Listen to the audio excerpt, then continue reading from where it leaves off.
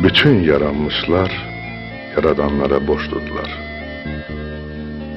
Bəşəriyyət ulu Tanrıya, biz evladlarsa ata-anamıza.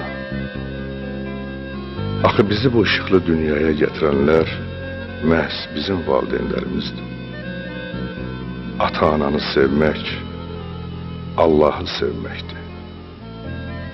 Ata-anan səndən razıdırsa, bil ki, Allah da səndən razıdır.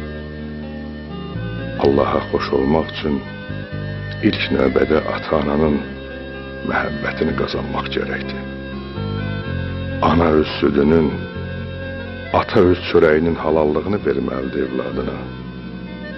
Bu halallığı isə qazanmaq və buna layiq olmaq lazımdır. Şirəni şana çəkər, hər evlad qana çəkər. Balaların yükünü ata ilə ana çəkər. Zaman bizi xəmir kimi kündəliyir. Həyat bizi qəlbə salır, ləndəliyir. Yaşlaşanda gah boşalır, dolur insan. Yaşlaşanda dəymə düşər olur insan. Gah açılır, gah tutulur. O hamıdan sevgi umur, qayğı umur.